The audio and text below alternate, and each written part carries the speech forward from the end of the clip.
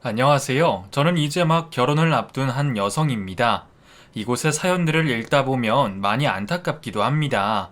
누군가에게는 짧은 인생이라 하루가 또 한 시간이 소중했을 텐데 그 소중한 시간들을 나쁜 마음이나 먹고 못된 짓을 하는 사람들의 이야기를 많이 보았거든요. 그런 사람들보다 서로를 누구보다 진심으로 사랑하고 아끼고 배려하는 사람들이 있다는 걸 말하고 싶어 이렇게 사연을 보내게 되었습니다. 오늘 제가 들려드릴 이야기는 제 이야기가 아니에요. 저와 가장 가까운 사람들의 이야기죠. 그래서 이 이야기를 하는데 많이 조심스럽기도 합니다. 물론 이야기 주인공에게는 허락을 받았지만 혹시나 제가 이야기를 하며 헷갈리지는 않을지 잘못 전달되지는 않을지 걱정이 되네요. 제가 전달하는 이야기의 내용보다 더 극적이고 사랑 가득한 이야기라는 것만 기억해 주시고 들어주시면 감사하겠습니다. 오늘 이야기의 주인공 중 한 명은 저희 언니입니다. 그럼 언니에 대한 설명부터 하면서 이야기를 시작하겠습니다. 저희 언니는 그리 넉넉하지 못한 가정에서 자랐습니다.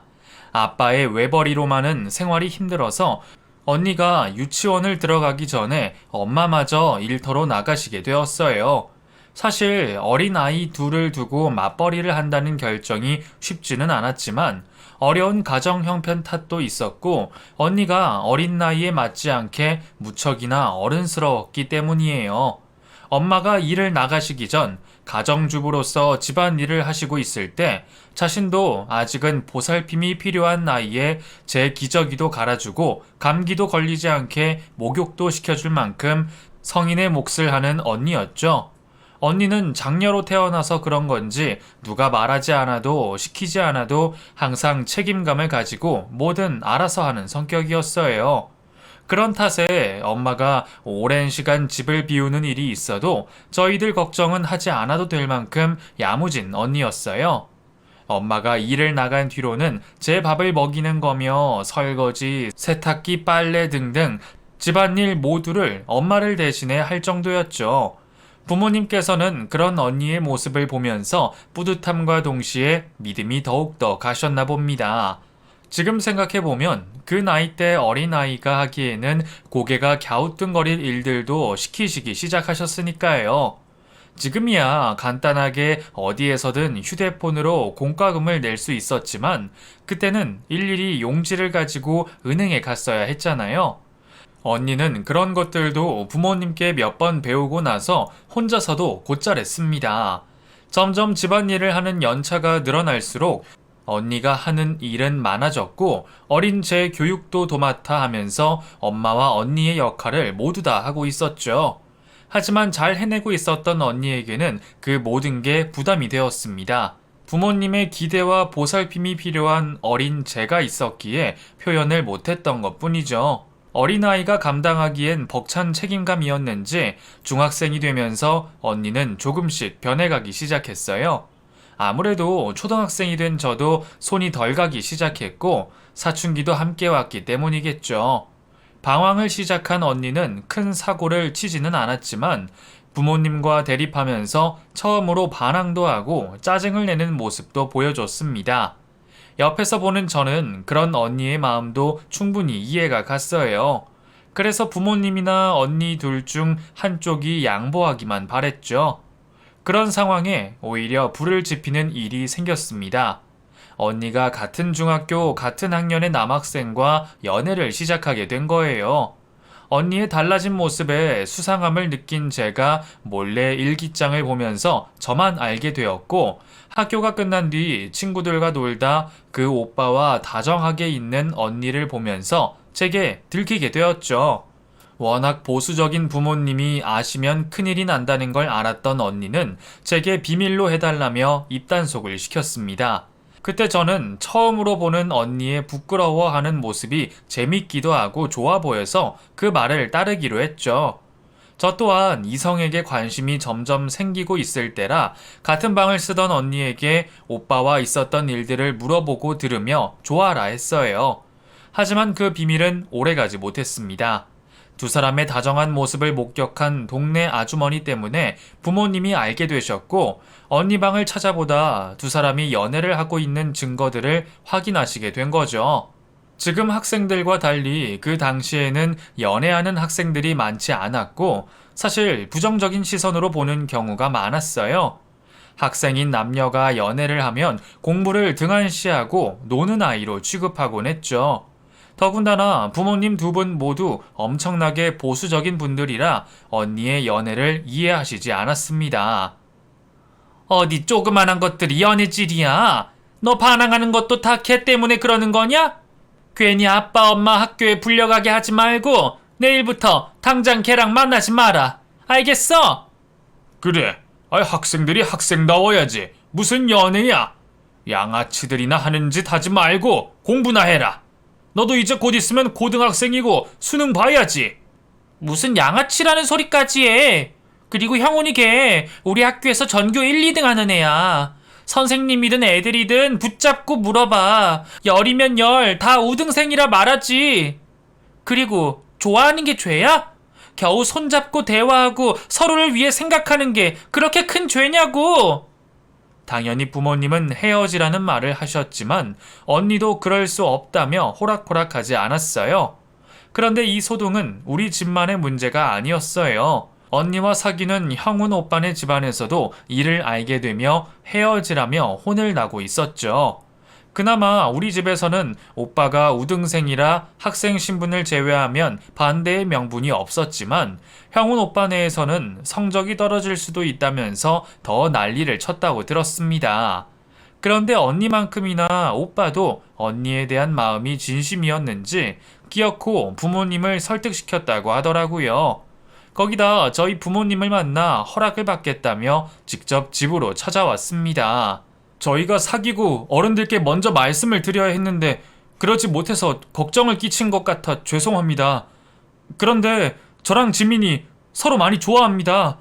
그리고 이 관계를 유지하려면 저희 나름대로 노력해야 하는 것도 알아요. 부모님들께서 걱정하시는 성적이 떨어지거나 이성 간의 신체 접촉 없도록 하겠습니다. 지민이도 다음 기말고사부터 당장 성적이 오른 모습 보여준다고 하니 저희 믿고 교제할 수 있게 허락해 주세요. 지금 생각해보면 겨우 중학생밖에 안 되는 애들인데 어떻게 그토록 맹랑할 수가 있는지 저희 부모님도 똑같이 생각하셨나봐요. 오빠가 또박또박 자신감 있게 하는 말에 신뢰를 하시고 두 사람의 교제를 허락하셨죠.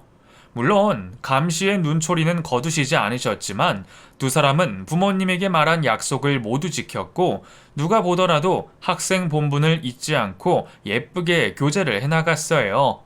바닥까지는 아니더라도 부모님과 대립하면서 수직으로 떨어졌던 언니의 성적은 스스로의 노력과 오빠의 도움으로 수직 상승의 전교권이 되었죠. 어려운 형편 탓에 단과 학원 다니는 것도 부담스러워 하시는 부모님에게는 이보다 좋은 효도가 없었습니다. 거기다 날카롭고 반항하던 언니는 점점 어린 시절 착했던 언니로 변해가고 있었어요. 아니 어쩌면 원래 언니 성격으로 오빠가 되돌려 놓은 걸 수도 있겠죠. 저희 부모님이나 오빠네 부모님이나 잠시 소꿉장난으로 생각했던 두 사람의 연애는 모두가 생각하는 것보다 깊었고 시간이 흐르면서 점점 더 단단해져 갔습니다. 그리고 두 어린 자녀들이 양가 허락을 받고 교제를 하다 보니 부모님들 간의 교류도 많아지게 되었어요. 당장에 두 사람이 헤어지더라도 부모님들께서는 따로 만날 것만 같이 친해지셨죠. 그렇게 힘든 수험생 시절에도 서로를 의지하면서 힘이 되어 주었고 두 사람 다 원하던 대학에 붙을 수 있었어요. 왜 잘 사귀던 커플도 서로 다른 학교로 몸이 멀어지고 새로운 환경에 새로운 사람이 생기면 위태로워지는 일이 많다고 하던데 두 사람에게는 그런 것들도 적용되지가 않았습니다. 성인이 되어 자유로워진 만큼 서로를 더 사랑하고 아껴주었지 어떠한 연애 문제도 없었죠. 오빠가 군대를 가게 되었을 때도 언니는 슬퍼하거나 힘들어하지도 않았고 군대에 있을 오빠를 위해서 무엇을 해줄지 고민을 하고 있었습니다. 저도 성인이 되어 연애를 하면서 느꼈지만 두 사람이 정말 부러웠어요. 보통 연애가 오래되면 그 사랑이 익숙해지기 마련인데 두 사람은 잔잔한 용광로처럼 뜨겁지만 무척이나 조용했습니다. 주변 사람들도 천년에 한 번 나올까 말까 하는 사랑이라며 모두의 칭찬과 부러움을 샀어요. 그렇게 그 둘은 대학을 졸업하고 회사에 취직을 할 때도 서로의 곁에 있어 주었습니다. 그런데 연애가 오래되면서 결혼에 대한 소식이 들리지 않자 부모님과 저를 포함해 주변 사람들도 걱정을 하기 시작했어요. 너무 연애만 오래 끌어오다 정작 결혼을 하지 못하고 엎어지는 사람들이 많다는 이야기를 들었기 때문이죠. 두 사람만 말을 꺼낸다면 양쪽 집안 모두 쌍수를 키고 허락할 텐데 웬일인지 두 사람은 결혼 이야기를 잘 꺼내지 않았습니다. 부모님들께서는 괜히 물어봤다가 실망하는 이야기를 듣게 될까봐 물어보지도 못하고 계셨어요. 그러다 부모님 속만 새카맣게 타겠다 싶었던 저는 제가 총대를 메고 두 사람에게 직접 물어보기로 했죠.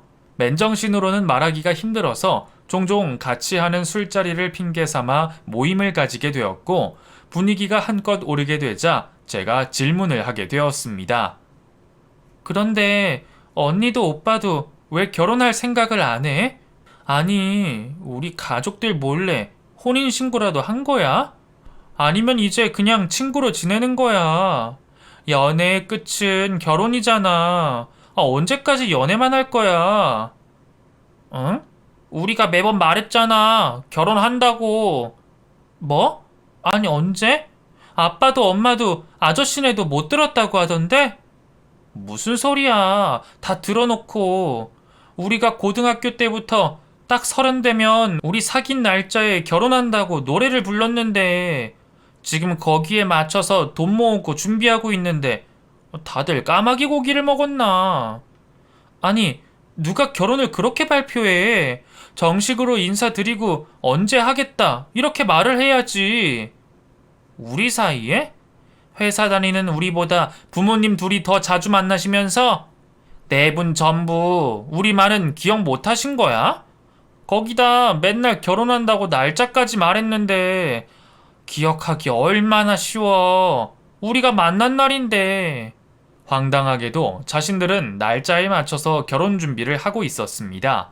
아직 1년 하고도 몇 달이 더 남은 상황이었지만 아마 제가 물어보지 않았더라면 결혼 날짜 직전이 되어서야 말을 했을 거예요.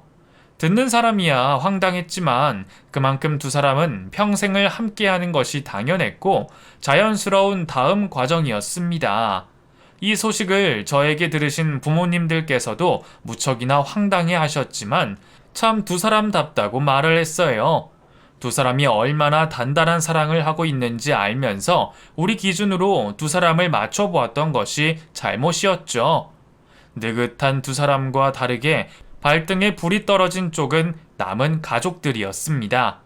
하지만 두 사람의 일은 모든 것이 준비와 계획이 되어 있었어요. 알아서들 착착 준비해 나가는 상황으로 우리가 할 일은 별로 없었고 두 사람의 앞날을 축하해 주기만 하면 되었죠. 눈을 떠보니 결혼식장이었고 두 사람은 무척이나 행복한 모습으로 결혼식을 올렸습니다. 오래된 기간만큼이나 두 사람의 앞날을 축하해주는 사람들로 인산인해를 이루었고 제가 본 결혼식 중 가장 행복하고 가장 멋진 결혼식을 치르게 되었어요. 결혼식 이후에도 들떠있던 것은 우리 가족의 몫이었고 두 사람은 마치 몇십 년은 산 것처럼 안정적인 결혼 생활을 이어갔습니다. 제 미래에 있을 결혼 생활의 롤모델이 되었을 만큼 두 사람은 너무나도 안정적이고 완벽한 결혼 생활을 하고 있었어요. 양가 부모님께도 주변 사람들에게도 또 자신들 스스로에게도 사랑이 넘치는 결혼 생활을 하고 있었죠. 그렇게 완벽한 모습의 두 사람에게도 고민이 한 가지 있었습니다. 연애 기간이 충분히 오래되었기 때문이었는지 언니와 형부는 결혼 전부터 아이를 무척이나 원하고 있습니다. 하지만 어쩐 일인지 두 사람의 노력에도 불구하고 좀처럼 아이가 생기지 않았어요. 언니, 형부랑 무슨 일 있었어? 다들 웃고 있는데 아까부터 두 사람만 표정이 좋지 않네. 그래? 분위기 맞춰서 있는다고 했는데 미안. 신경 쓰지 않으려고 하는데 어쩔 수 없이 임신이 안 되는 게 계속 머릿속을 맴도네. 너무 조급한 거 아니야? 결혼한 지 얼마나 됐다고. 요즘 사람들은 스트레스가 많아서 난임이 많다고 하던데 두 사람 다 마음을 편히 가져. 일도 좀 줄이고 연애 때처럼 편하게 지내다 보면 좋은 소식 있지 않겠어? 그러려고 하는데 말처럼 쉽지가 않네. 처음에는 네가 말한 것처럼 했는데도 영 소식이 없으니 점점 초조해지고 별것 아닌 변화에 기대를 하는 것도 지치고 형훈이도 내색하지 않으려고 노력하는데 괜히 내가 눈치가 보이기도 하고 실망하는 뒷모습 보면 더 마음이 아프고 정 그러면 검사 한번 해보고 시험관 시술하는 건 어때? 요즘에는 난임도 많고 노산 임신도 많아서 시험관 시술 많이들 한다고 하던데 언니랑 형부 그렇게 마음고생할 바에는 그게 더 낫지 않겠어? 어렵더라도 자연 임신을 원했던 언니와 형부는 좀처럼 들리지 않는 임신 소식에 제가 말한 시험관 시술을 하기로 마음먹었습니다. 전화로 시험관 시술을 마음먹었다는 말을 들었을 때는 정말 다행이라고 생각했어요. 두 사람은 주변 사람들에게 걱정을 끼치고 싶지 않아 내색을 하지 않았지만 말을 하지 않아도 두 사람의 마음을 알았던 저희 또한 마음고생을 하고 있었으니 말이죠. 시험관 시술도 자연 임신만큼이나 힘들다는 건 알았지만 이전보다 가능성이 높아졌다는 것에 희망을 가지게 되었죠. 그런데 시험관 시술을 위해서 검사를 받게 된 언니네 부부에게 안타까운 소식이 들려왔습니다. 임신이 되지 않는 것이 언니에게 문제가 있었고 시험관 시술을 하더라도 착상이 불가능에 가깝다고 했습니다. 비극적인 소식을 자신의 입으로 말하는 언니에게 너무 미안했어요. 괜한 제안을 해서 두 사람이 더 큰 상처를 받은 것 같아 무척이나 신경이 쓰였죠. 형부는 애들에게 시달릴 걱정 없이 두 사람만 영원히 행복할 수 있어 다행이라고 애써 괜찮은 척 말을 했지만 어느 누구보다 힘들 거라는 것을 짐작할 수 있었습니다. 언니 또한 가족들 앞에서는 괜찮은 척, 밝은 척을 하고 있었지만 누구보다 아이를 원했기에 그 실망감을 얼굴에서 숨길 수는 없었죠. 두 사람에게 아이가 생길 수 없다는 걸 알게 된 이후 가족들은 슬픔에 빠진 두 사람을 위로하기 위해서 최대한 자주 만나려고 했어요. 슬픔을 나누면 반으로 줄어들 수 있었으니까요.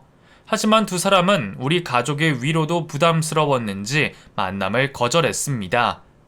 지켜볼 수밖에 없었던 우리는 두 사람이 너무 오래 슬픔에 빠져 있지 않기를 바라면서 언제든지 도움을 줄 수 있게 가까운 곳에서 곁을 지키기로 했죠. 그런데 무척이나 힘들어하던 두 사람은 어느 날부터인가 많이 좋아진 모습으로 가족들 앞에 나타났습니다. 언니, 괜찮아? 형부도 그렇고 전과는 많이 달라 보인다. 편안해 보인다고 해야 하나? 그렇게 보여? 요즘엔 네 형부랑 같이 보육원을 다니거든. 처음에는 우리 애한테 주지 못하는 정을 사정이 있는 애들한테 나눠주자고 시작한 일인데 오히려 우리가 더 힐링되는 기분이야. 일주일에 한두 번 보는 건데 벌써 애들이랑 정도 들었고 아이들이라 순수해서 그런지 우리가 자기들에게 신경 써주고 애정을 주는 만큼 금방 따라와 주더라. 그래서 아마 얼굴이 핀 것 같아. 우리가 되려 아이들 사랑을 받아서. 이렇게 밝은 모습이 얼마만이야. 정말 다행이다. 언니도 형부도 좋아 보이고 좋은 일도 하고. 말 나온 김에 애들 얼굴 좀 봐볼래? 나랑 사진 찍은 게 있거든. 잠시만. 정말 다행이라고 생각했어요. 좋은 일을 하면서 밝아진 언니와 형부의 모습을 보니 두 사람 사이에 아이가 없더라도 아무런 문제 없이 잘 지내게 될 거라고 생각하게 되었죠. 그런데 봉사활동을 하는 것으로 만족할 것 같았던 두 사람이 당황스러운 생각을 저희에게 말했어요. 다니던 보육원에서 마음이 쓰인 아이가 있었는지 그곳에서 만난 아이를 입양하고 싶다고 말했죠.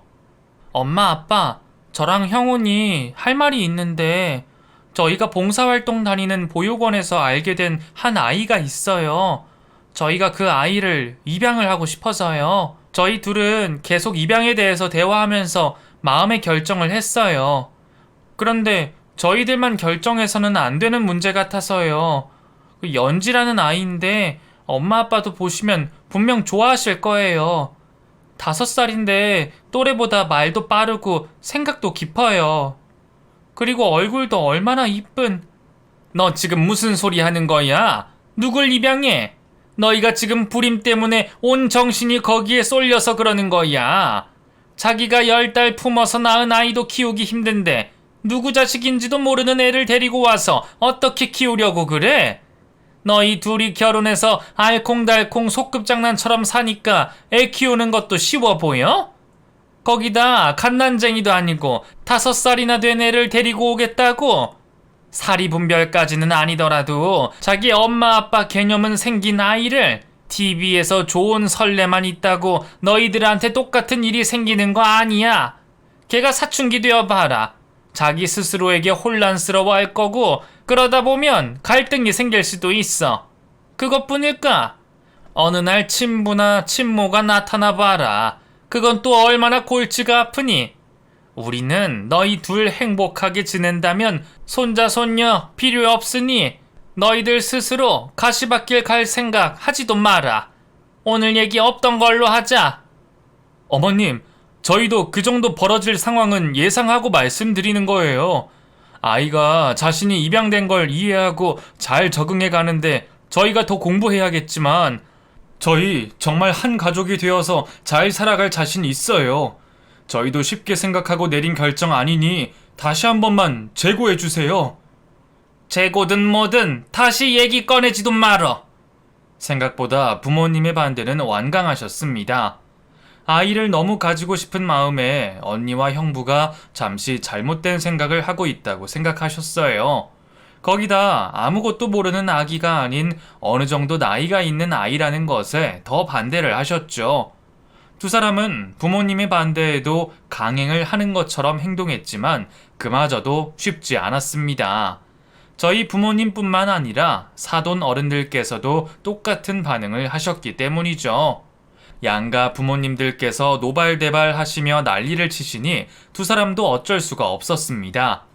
제가 부모님께 둘의 사정을 이야기하면서 설득을 시켜보았지만 아무런 소용이 없었어요. 옆에서 아무런 도움을 주지 못하고 두 사람을 지켜봐야만 했던 저도 무척이나 힘들었죠. 두 사람은 그렇게 원하던 아이를 입양하지 못하게 되었습니다. 하지만 연지라는 아이와 인연은 계속해서 이어갔어요. 오히려 입양을 못하게 된 이후로 이전보다 더 자주 만남을 가지는 듯 보였습니다.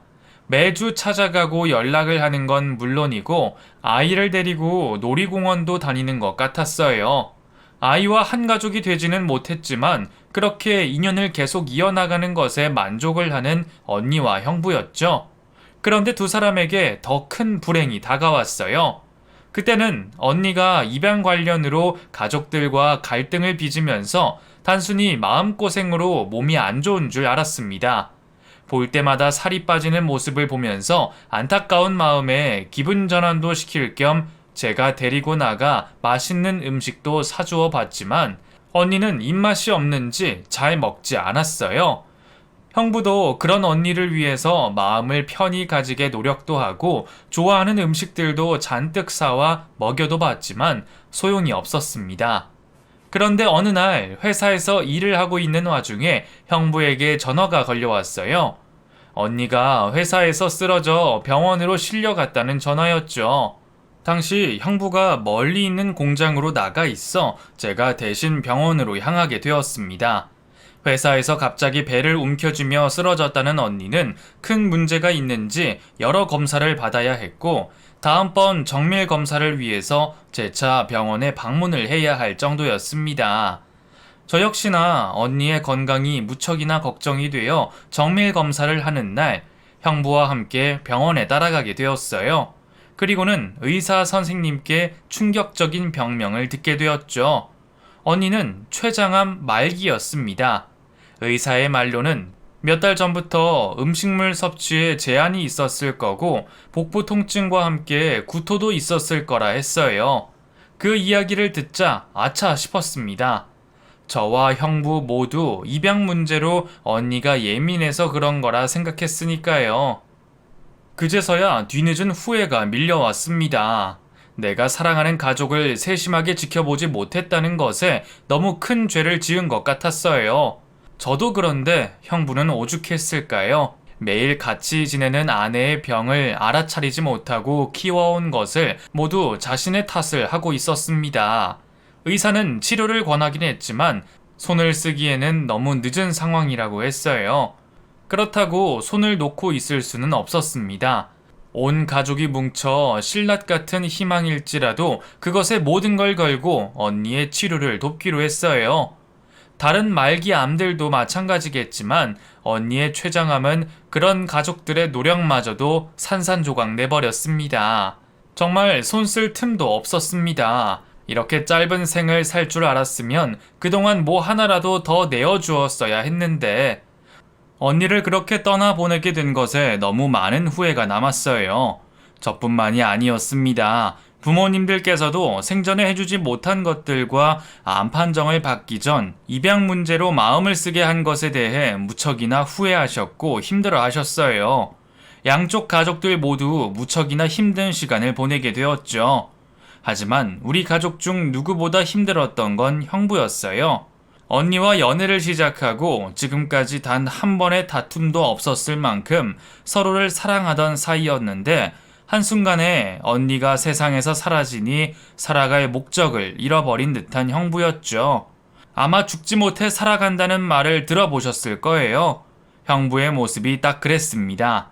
초점을 잃은 퀭한 눈동자하며 온몸에 힘이 빠져 보이는 모습이며 그 건장했던 체격의 형부가 마치 시체가 된 것처럼 느껴졌어요. 장례를 치르고 난 뒤의 형부의 모습은 제대로 쳐다보기 안타까울 정도였습니다. 매일 술 없이는 못 사는 모습이었어요. 멀리서 비틀거리는 모습이며 코를 찌를 듯한 알코올 냄새까지 단 하루도 술 없이는 살 수 없는 사람 같았죠. 그 모습을 보는 부모님과 저 또한 마음이 찢어졌습니다. 쉽사리 위로조차 하기 힘들었어요. 하지만 언니를 위해서라도 정상적인 삶을 살기 바라셨던 부모님께서 형부를 앞에 두고 직언을 하셨죠. 형훈아, 언제까지 이렇게 살 거냐? 죽은 지민이가 그렇게 한다고 살아서 돌아오니? 우리가 못해줬던 것, 후회하는 것 그렇게 자책한다고 만회할 수 있는 게 아니잖아.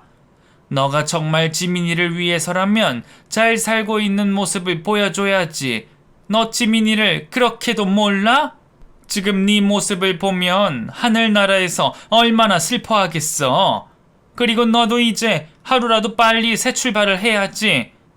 아직 창창한 네 인생인데 우리 지민이에게 언제까지 묶여 있을 거야. 지민이의 슬픔은 전부 우리에게 넘겨주고 너는 이제 네 인생 살아라. 우리가 모질게 느껴질지 모르겠지만 형훈이 너를 사위 이전부터 오랫동안 지켜봐온 부모님의 마음으로서 말하는 거야. 앞으로는 지민이 관련이든 우리들 관련이든 찾아올 필요도 없고 연락도 하지 말아라. 부모님은 형부가 언니를 잊고 새 출발을 하기 바라셨습니다. 그건 사돈 어른들도 마찬가지셨죠. 사돈, 지민이 잃은 마음은 알지만 같은 부모된 입장에서 우리 형훈이 정신 좀 차리게 해주세요. 저렇게 매일같이 지민이를 잊지 못하고 술만 먹으면서 폐인처럼 사는 모습을 보니 저희 속이 썩어 문드러집니다. 저희 말은 죽어도 듣지 않아요. 그래도 지민이 부모님이신 사돈들 말씀이라면 듣지 않겠습니까? 제발 부탁드려요. 모든 것을 잊고 새 출발을 해라 라는 말이 이제 막 아내를 잃은 사람에게 말하기에는 잔인한 소리일 수도 있겠지만 언니를 위해서도 형부를 위해서도 또 가족 전부를 위해서도 맞는 말이었어요. 하지만 형부는 새 출발을 거절하는 듯한 모습이었습니다. 그 이후에도 매번 가족들의 기념일과 명절마다 찾아와 마치 언니가 살아있을 때와 같이 행동을 하고 있었죠. 처음에는 말려도 보고 내쫓아 보내기도 했지만 형부의 고집을 꺾을 수는 없었습니다. 부모님께서도 시간이 흘러 자연스럽게 해결될 거라 말씀을 하시면서 더는 내쫓지 못하셨어요. 그런데 어느 날부터인가 형부가 이전과 다르게 연락이 되지 않았어요. 찾아오지 말라고 해도 말을 하지 않아도 매 기념일마다 찾아왔던 형부인데 마치 큰 결심을 한 것처럼 어느 날 한순간부터 저희 가족과 연락을 끊어버렸습니다. 처음에는 형부도 자신의 새 삶을 사는가 했습니다. 사실 산 사람은 살아야 한다고 아직 한창 젊고 능력 있는 형부가 언니를 잊지 못한 채 있는 게 안타까웠는데 다행이다 싶었어요. 그런 탓에 갑자기 연락이 끊긴 형부에게 연락을 할 수 없었습니다. 힘들게 겨우 이제서야 자신의 삶을 찾게 된 형부를 제가 연락하여 흔들 수 없었으니 말이죠. 물론 저와 부모님은 형부의 소식이 무척이나 궁금했지만 형부의 행복을 바라며 그 마음을 덮어두기로 했습니다. 그러다 얼마 지나지 않아 언니의 생일이 찾아왔습니다. 형부의 소식이 궁금했던 저는 문자로 안부를 묻게 되었죠. 그런데 형부는 간단한 답장조차 없었어요. 아주 사소한 연락에도 꼭 답장은 하던 형부였는데 그때부터 조금씩 안 좋은 생각이 들기 시작했습니다. 가끔 뉴스나 미디어를 통해서 배우자의 죽음을 견디지 못하고 극단적인 선택을 하는 경우를 종종 봤으니까요. 일부의 연락이 끊긴 뒤에도 그런 소식들을 뉴스로 접하면 형부 생각이나 걱정이 되었어요. 우리 가족을 볼 때는 정신을 차린 채 있긴 했지만 언니가 죽은 뒤로는 몸에서 술 냄새가 끊인 적이 없었으니 말이죠. 그동안은 잘 살고 있을 거라고 생각했는데 한순간 안 좋은 생각이 들게 되니 좀처럼 지울 수가 없었습니다. 결정적으로 퇴근을 하고도 남았을 시간에 걸게 된 제 전화를 받지 않아 그 불안감은 더 증폭되었어요. 결국 그 불안감을 떨칠 수 없었던 저는 형부의 상태를 확인하고자 집을 찾아가게 되었습니다. 오랜만에 익숙한 그 길을 가는 동안 무척이나 조마조마했습니다. 제발 제가 하는 걱정이 괜한 우려이길 바랬어요. 하지만 도착한 아파트에서 형부의 집 우편함에 우편들이 가득 쌓여 있는 걸 보자 가슴이 덜컥 주저앉으며 정신이 없어졌어요. 급히 부모님께 전화를 걸며 엘리베이터를 타고 형부의 집으로 올라갔죠. 엄마, 형부한테 무슨 일이 생겼나 봐. 오늘 언니 생일이라 아침에 연락을 했는데 답이 없길래 퇴근을 하면서 전화를 했는데 받지를 않더라고. 그래서 혹시나 해서 찾아왔는데 우편함에 우편들이 가득이야. 어떡해? 119에 전화를 해야 하나? 엄마와 통화를 하면서 급한 마음에 초인종을 누를 생각도 하지 않은 채 자연스럽게 언니가 쓰던 비밀번호로 현관문을 열고 다급히 들어갔어요. 그런데 제가 우려했던 모습과는 다르게 누군가가 방금 청소를 한 듯 아주 잘 정리되어 있는 모습이었습니다. 거기다 과거 언니 방을 들어간 것처럼 집안 인테리어 또한 바뀌어 있었어요. 마치 언니가 살아 돌아와 자신의 취향을 고스란히 반영시킨 듯한 모습이었죠. 자연스레 거실 안쪽으로 눈이 돌아가게 되었고 그곳에서 놀란 눈으로 저를 쳐다보고 있는 형부를 보게 되었습니다. 그리고 그 옆에는 어린 아이 한 명이 서 있었어요. 제가 들어오기 전까지 놀고 있었는지 우스꽝스러운 자세로 놀라 멈춰 있었죠. 지영아, 연락도 없이 어쩐 일이야? 형부, 아니 이게 지금 무슨 일이에요? 너무 놀랐던 저는 엄마와 통화를 하고 있다는 것도 잊은 채 휴대폰을 떨구고 말았죠. 오늘 언니 생일이라서 연락을 했는데 방금 전까지 형부가 연락이 안 되어서요. 지금까지 잘 살고 있을 거라고 생각했는데 제가 하는 연락을 받지 않는 게 걱정돼서 찾아왔죠. 그런데 이게 전부 다 무슨 일이에요? 아, 미안. 놀랐지? 내가 먼저 찾아가서 설명했어야 했는데 우선 하나씩 설명해 줄게. 오늘 아침에 지영이 너 문자를 봤는데 연지 등원시키고 회사에서 업무에 시달리느라 깜빡했다. 미안. 그리고 저녁에도 내가 좀 늦게 퇴근을 해서 허둥지둥 연지 데리고 오느라 전화가 온 것도 몰랐네. 그리고 우선 연지야. 실제로 보는 건 처음이지? 인사해, 연지야. 이모야. 엄마 동생 되는. 이모 처음 봤는데 예의 차려서 인사해야지. 안녕하세요, 이모. 김연지라고 합니다. 6살이에요. 연지? 설마 예전에 언니랑 형부가 말했던 그 연지? 응, 아직 저녁 먹기 전이지? 나도 저녁 먹어야 하니까 우리 밥 먹으면서 이야기 마저 하자. 처음 보는 제가 낯설었는지 형부의 품에 안겨 있는 아이는 연지라고 했어요. 제 기억이 틀리지 않는다면 분명 그 아이는 언니와 형부가 입양을 하려고 했던 보육원의 그 아이였어요. 형부에게 이상이 없다는 안도감과 당황스러운 광경에 저는 다른 생각도 하지 못하고 형부가 하는 말에 순순히 따르게 되었습니다. 그렇게 밥이 코로 넘어가는지 입으로 넘어가는지도 모른 채 식사를 하게 되었어요. 그러면서 거실에서 놀고 있는 아이를 계속 쳐다보게 되었죠. 식사를 다 하고 나서 따뜻한 커피 한 잔을 건네준 형부는 그제서야 지난날 있었던 이야기를 저에게 해주었습니다. 계속 연락한다 했는데 회사 일에 육아까지 정신이 없어서 못했네. 괜히 걱정시킨 것 같아서 미안하다.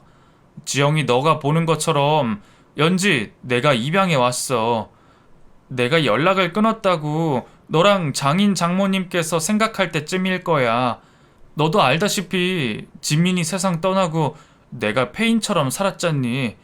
연지를 데리고 온다고 결심한 그날도 술을 먹다 잠들었는데 네 언니가 꿈에 나오더라. 나오라고 애원해도 나오지 않던 그 사람이 꿈에 나와서는 내게 뭐라고 말을 하는데 들리지가 않는 거야. 한창 유심히 입모양을 보니까 연지라고 하는 것 같았어. 그래서 내가 연지 이름을 말하니까 그제서야 웃으면서 사라지더라. 그리고 나도 꿈에서 깼고 그러다 떠올랐어. 지민이 병원에서 투병 생활하고 있을 때가. 지영이 너가 알고 있는지 모르겠지만 투병 생활 내내 지민이가 연지를 많이 그리워했거든. 마약성 진통제로도 통증을 힘들어하던 지민이었는데 연지랑 우리 두 사람 행복한 모습을 상상하면서 말을 할 때면 그때는 아픈 줄도 몰라 했거든. 나는 그 순간만큼은 아프지 않고 행복해하는 지민이의 그 모습이 좋아서 지민이가 하는 그 상상을 계속 이어갔고 지민이가 세상을 떠나는 날까지 우리 세 사람을 상상하면서 중얼거리는 게 다시 생각이 나더라고. 그러니까 가만히 있을 수가 없었어. 다음 날부터 정신 차리고 연지 데리고 올 준비를 하다 보니까 술 끊는 것 외에도 준비할 게 엄청 많아서 내가 연락을 못했어. 그리고 연지 입양 절차 중에는 지민이 소원이었던 인테리어도 하느라 바빴고 또 연지 데리고 와서는 이것저것 챙기고 놀고 같이 시간 보내다 보니 연락 못했고 그리고 내가 연지 데리고 온다고 하면 장인 장모님께서 그리고 너가 지민이 때문이라고 생각해서 별로 안 좋아할 것 같기도 했고 그런데 꼭 지민이 때문이 아니라 내가 연지를 원해서 입양한 거야. 그러니까 앞에 사연 때문에 오해하지는 마. 그리고 지금 나 연지 때문에 너무 행복해. 지민이 떠나고 나에게만 세상이 무너진 것처럼 힘들고 원망스러웠고 모든 걸 다 포기하고 싶었는데 연지 때문에 열심히 살아야 한다는 생각이 들었어.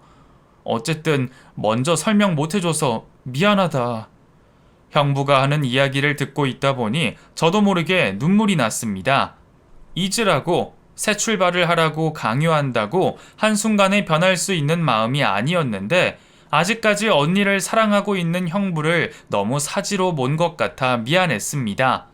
그러면서 한편으로는 이전보다 많이 좋아진 모습의 형부를 보니 다행이라는 생각이 들었어요.